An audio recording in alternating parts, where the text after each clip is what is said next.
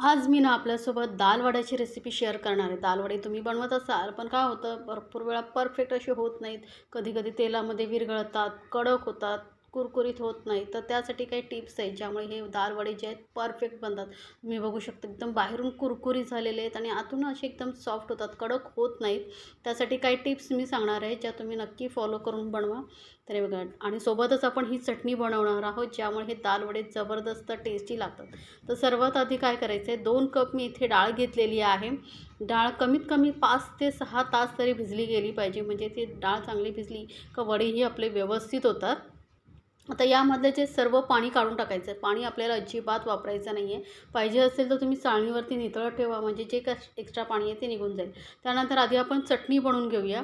त्यासाठी मी ते घेतलेलं आहे ओलं खोबरं, सोबतच फुटाणा डाळ. या डाळीमुळे ना त्या चटणीला टेस्ट तर छान येतेच, पण बाइंडिंगही छान येते.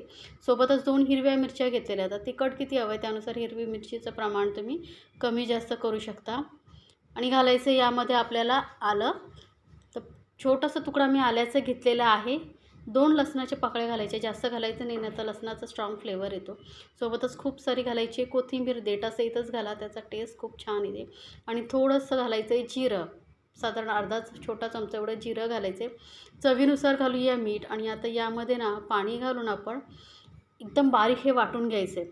डाळ घातल्यामुळे ना चटणीला बाइंडिंग ही छान येते आणि मस्त असं टेक्स्चर येतं. तरी बघू शकता डाळ घातल्यामुळे आपली चटणी जबरदस्त सुंदर दिसते आणि चविष्टही तेवढीच होते. तर एकदा या पद्धतीने नक्की बनवून पहा. तर चटणी आपली तयार झालेली आहे. ही कुठल्याही स्नॅक्सबरोबर तुम्ही खाऊ शकता, जबरदस्त लागते ही चटणी. आणि आता ही चटणी तुम्ही 2-3 दिवस बनवून फ्रीजमध्ये स्टोअर करून टाकू शकता, अजिबात खराब होत नाही. आता त्याच मिक्सर जारमध्ये आपण घेणार आहोत 3 मध्यम अशा तिखटवाल्या हिरव्या मिरच्या घेतलेल्या आहेत. कमी तिखट असतील तर 4 घेऊ शकता. तर इथे मिरच्यांचं प्रमाणही तुम्ही तुमच्या आवडीनुसार कमी जास्त करू शकता. सोबतच आल्याचा तुकडा घेतलेला आहे, मोठा आल्याचा तुकडा घेतलेला आहे. छोटे तुकडे करून ते ह्याला ना मिक्सरमधून थोडंसं असं दरदरीत वाटून घेऊया.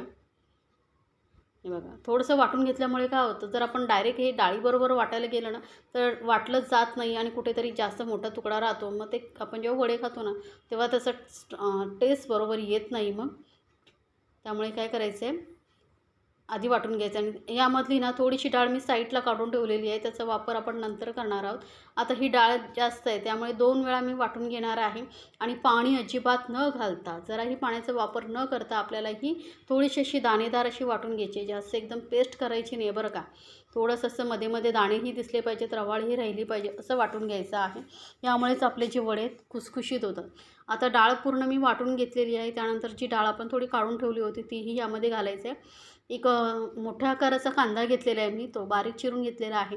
आता 2 छोटे घेतला तर 2 कांदे तुम्ही घेऊ शकता, पण कांदा नक्की घाला आणि जास्त जाड नाही, बारीकच कापायचं आहे. सोबतच 10-1 कढीपत्त्याची पाने बारीक चिरून घेतलेली आहेत आणि खूप सारी घालायची कोथिंबीर. आता कोथिंबीर नसेल आवडत तर नाही घातला तरी चालेल, पण आपल्याला वड्यांचा टेस्ट जी आहे ना जबरदस्त येण्यासाठी मी थोडीशी कोथिंबीर घातलेली आहे. सोबतच थोडीशी हळद आणि चवीनुसार घालायचं मीठ. यामध्ये आपल्याला लाल मिरची पावडर वगैरे काहीही वापरायचं नाही. आणि बाइंडिंग आणि कुरकुरीतपणा येण्यासाठी इथे घालायचं आहे तांदळाचं पीठ. तर 2 चमचे भरून मी आधी तांदळाचं पीठ घातलेलं आहे. आधी जास्त घालायचं नाही बरं का. आणि त्यासोबतच आपण 1 पिंच एवढं बेकिंग सोडा, म्हणजे खाण्याचा जो सोडा असतो ना तो घातलेला आहे. जास्त नाही घालायचं बरं का. 1 पिंच एवढंच घाला. यामुळे काय होतं, वडे जे आहेत ना आतून मस्त सॉफ्ट होतात आणि जाळीदार होतात, जास्त कडक होत नाही. कारण नुसतं जर डायरेक्ट तुम्ही असं डाळीचे वडे बनवलात ना तर कडक होतात आतून, खाताना मग कंटाळा येतो, कडक लागतात. त्यामुळे थोडंसं बेकिंग सोडा नक्की घाला आणि तांदळाचं पीठही घाला. आता सर्व साहित्य व्यवस्थित मिक्स करून घेतल्यानंतर याचे आपल्याला वडे बनवून घ्यायचे. तर वडे जास्तही जाड ठेवायचे नाही बरं का, कारण डाळ वगैरे कच्ची आहे. त्यामुळे थोडंसं गोळा घ्यायचा, हाताने चपटा करायचा, साईडने याला चिरा जातात. त्यामुळे काही टेन्शन घेण्याची गरज नाही, कारण दाल वडे हे असेच असतात. कारण ही डाळीपासून आपण बनवतो ना, त्यामुळे ते साईडने चिरा जातातच. फक्त हलकंसं आपण हाताने सेट करण्याचा प्रयत्न करायचा. आता याला असे पटापट आपण वडे बनवून घेऊया. सुरुवातीला गोल करायचा आणि मग चपटा करून साईडने हलकासा एकत्र करण्याचा प्रयत्न करायचा. तर असे हे दाल वडे आपण एका प्लेटमध्ये बनवून ठेवूया, म्हणजे तळायला सोपं होईल. आणि सर्वात महत्त्वाचं म्हणजे तेल ना चांगलं कडकडीत तापलेलं पाहिजे बरं का.